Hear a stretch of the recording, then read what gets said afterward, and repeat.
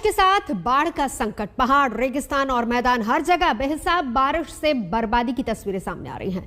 बिहार के लिए ये हर साल की समस्या है। खेत खलिहान, घर और स्कूल सैलाब जैसे पूरे इलाकों में कर्फ्यू लगा देता है और ऐसे हालात में लोगों की पहली कोशिश यही होती है कि किसी तरीके से जिंदगी चलती रहे।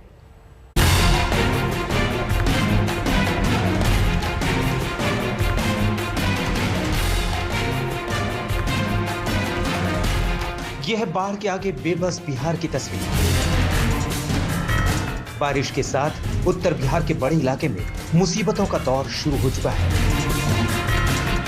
1.5 महीने से ज्यादा वक्त बीत चुका है, लेकिन हालात जस के तस। नदियां उफान पर हैं और गांव के गांव सैलाब में डूबे हैं। बिहार के दरभंगा का हाल देखिए। यहाँ बागमती और कमला बलान नदियों का पानी तबाही का तांडव मचा रहा है।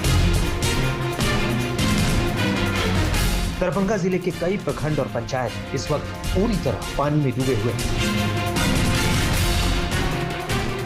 यह है दरभंगा का बहादुरपुर प्रखंड, जहां स्कूल का पूरा अहाता पानी से भरा है। निचली मंजिल में पानी भर चुका है। बाढ़ ग्रसित बिहार में इस वक्त सब कुछ डूबा डूबा सा है। जिस जगह पर मैं खड़ा हूं, ये कोई झील या तालाब नहीं है, बल्कि ये एक स्कूल परिसर है जो इस वक्त पूरी तरीके से जलमग्न हो चुका है। इस वक्त हम दरभंगा ज़िले के बहादुरपुर में मौजूद हैं और मेरे पीछे जो आप ये देख सकते हैं, ये एक स्कूल है। ये एक इंग्लिश मीडियम स्कूल है, लेकिन आप देखिए स्कूल की हालत क्या हो गई है, क्योंकि बागमती नदी और कमला बलान नदी में जो बाढ़ आई है उसके वजह से आप देखिए पूरा बहादुरपुर जो है वो डूब चुका है। और इसकी तस्वीर यहाँ स्कूल के ज़रिए हम समझ सकते हैं कि क्या हालात हो गए हैं कि स्कूल का जो निचला तल्ला है, यानी कि ग्राउंड फ्लोर जो है, वो पूरी तरीके से जलमग्न हो चुका है। और चारों तरफ अगर आप देख लीजिए तो केवल आपको पानी ही पानी जो है वो नज़र आ रहा है। और ये अपने आप में बताता है कि कैसे इस वक्त बिहार में जो बाढ़ की विभीषिका आई है उसमें सब कुछ जो है वो डूब गया है। स्कूल संचालक का कहना है कि इस साल तो कोरोना की वजह से स्कूल बंद है, लेकिन बाढ़ का पानी हर साल स्कूल को डुबो देता है। बाढ़ का पानी उतरने में 3 से 4 महीने का वक्त लग जाता है। साल ऐसा ही स्थिति होता है। ऐसा ही स्थिति है सर। ये सब गिर गया पर साल, ये दिवाली वाल फिर दूसरा खड़ा कर रहा है। आगे को और ज्यादा गहरा है क्या जाने पे? हाँ, इस भर गर्दन पानी है सर, एक लग्गा के बाद। बूढ़ी गंडक में आई बाढ़ का असर दरभंगा समस्तीपुर डाउन लाइन पर भी दिखा था। रेल पुल पर बढ़ते दबाव की वजह से करीब 1 हफ्ते तक इस रूट पर गाड़ियों की आवाजाही रोकी हुई थी। इस वक्त हम मौजूद हैं समस्तीपुर शहर में और इस शहर के बीचों बीच से बूढ़ी गंडक नदी गुजरती है। और मेरे पीछे जो आप ये देख सकते हैं, ये तस्वीर आपको हम दिखा रहे हैं बूढ़ी गंडक नदी की, जहां पर खतरे के निशान से काफ़ी ऊपर जो है वो नदी इस वक्त बह रहा है। और जाहिर सी बात है ये बेहद ख़तरनाक भी है। लेकिन जो और ज़्यादा खतरे की बात जो है वो हम आपको दिखाते हैं। मेरे पीछे जो आप ये लोहे का पुल देख सकते हैं, ये तकरीबन 70 साल पुराना लोहे का पुल है जो 1951 में बना था। लेकिन आज इसकी हालत इतनी ख़राब हो गई है, जंग लग चुका है और जर्जर स्थिति में पहुंच चुका है। खतरे के निशान से ऊपर बह रही बूढ़ी गंडक नदी ने मुजफ्फरपुर के बड़े इलाके को भी अपनी चपेट में ले लिया है। लोगों के घर डूब चुके हैं और लोग नावों के जरिए सुरक्षित स्थानों पर पहुंच रहे हैं। बाढ़ की वजह से विस्थापित हुए लोगों के लिए नदी का तटबंध ही आसरा बनता है, क्योंकि आसपास यही जगह ऊंची मिलती है। लोगों का कहना है कि राहत के नाम पर बस पॉलिथीन बांट दी गई थी। देखभाल के लिए घर के कुछ लोग मचान बनाकर वहीं पहरा देते हैं, क्योंकि संकट के वक्त में भी लूटपाट का खतरा बना रहता है। बाढ़ से निपटने की प्रशासन की तैयारी कितनी दुरुस्त होती है, इसकी झलक भी देखिए।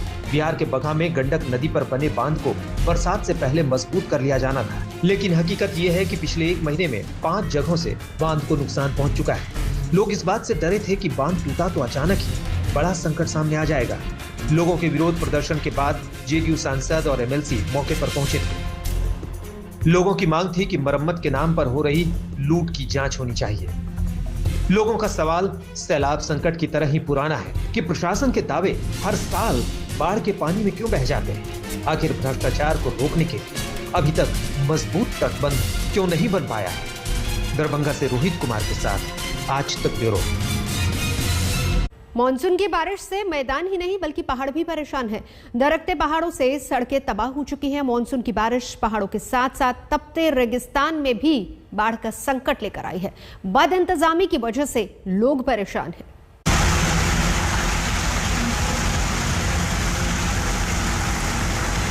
पहाड़ से गिरता पानी और पत्थरों का ढेर। हिमाचल में बारिश के साथ आई तबाही का ये मंजर लाहौल स्पीति का है। चट्टान खिसकने की वजह से सड़कें कहां थी ये ढूंढना मुश्किल है। इन मुश्किल हालातों में यहां दिन रात जुटी है Border Road Organisation. Lahaul Spiti के कई इलाकों का हाल ऐसा ही है। रास्ते में कई जगह सैलानी फंसे हैं, इसीलिए मौसम की चुनौती झेलते हुए सड़कों को जल्दी से जल्दी फिर से तैयार करने का काम चल रहा है। लगातार 2 दिन की बारिश के बाद यह है राजस्थान का चुरू इलाका। चुरू की पहचान वैसे आमतौर पर तेज गर्मी और जबरदस्त ठंड से जुड़ी हुई है, लेकिन मूसलाधार बारिश के बाद चुरू में जैसे सैलाब आ गया। इस साल भी पिछले कुछ दिनों चुरू में जबरदस्त गर्मी पड़ रही थी। तेज बारिश से लोगों को गर्मी से राहत तो मिली, लेकिन जल जमाव की आफत के साथ शहर की हर सड़क और गलियों में पानी भर गया। शहर के निचले इलाकों में चारों तरफ ठहरा हुआ पानी। लोगों को समझ ही नहीं आ रहा था कि आखिर इस पानी को निकालने का उपाय क्या है। मुसीबत ये थी कि बारिश के पानी में सड़क किनारे बनी नालियों का पानी मिल चुका था और ये पानी दुकानों और घरों में घुस रहा था। चूरू के अंदर इतनी तेज बारिश हुई कि उसके प्रशासन ने उसकी तरफ बिल्कुल भी ध्यान नहीं दिया और न ही उसका कोई पहले से पुख्ता इंतजाम किया। ये वार्डों में घरों में लोगों का पानी भर चुका है। लोगों को इतनी परेशानी हुई कि उनके बाहर आना मुश्किल हो गया। घरों में पानी भर गए, इलेक्ट्रॉनिक सामान आदि उपकरण उनके जल चुके हैं और प्रशासन ने कोई पुख्ता इलाज नहीं किया। ये सबसे प्रशासन की सबसे लापरवाही मैं मान रहा हूँ, लेकिन प्रशासन की लापरवाही से कोई बड़ा हादसा भी हो सकता है। तो मैं प्रशासन को सचेत करना चाहता हूँ कि आइंदा इसका पुख्ता इंतजाम किया जाए और वार्ड वासियों को परेशानी से बचाया जाए। लोगों का कहना है कि हालात बारिश की वजह से नहीं, प्रशासन की लापरवाही का नतीजा है। शहर में पानी निकासी की व्यवस्था सही नहीं है। नतीजा 2 दिन बारिश में पूरा शहर लबालब हो जाता है।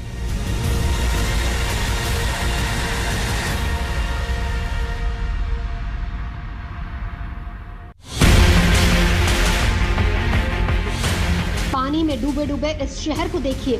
यह है राजस्थान का एक शहर फतेहपुर शेखावटी। महज 3 घंटे की बारिश के बाद फतेहपुर शेखावटी जलमग्न हो गया। सड़क पर गाड़ियां पानी में डूबने लगी। सबसे बड़ी मुसीबत यह थी कि घरों में भी बारिश का पानी घुसने लगा। लोगों के पास इतना वक्त भी नहीं था कि सामान उठाकर कहीं और ले जाएं। घरों में सामान बर्बाद हुआ और लोग बेबसी से देखते रहे। मौसम विभाग के मुताबिक शहर में 3 दिन के अंदर 136 मिलीमीटर बारिश हुई है। लोगों का कहना है कि करीब 500 दुकानों में बारिश का पानी घुस आया, जिस वजह से लाखों का नुकसान हो गया।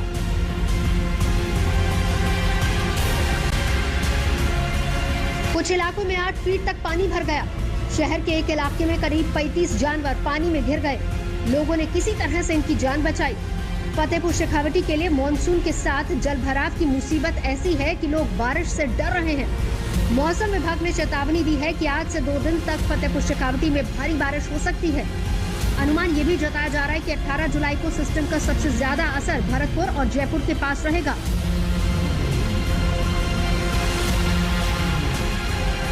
मंगलुरु में भी पिछले 2 दिन से लगातार बारिश हो रही है।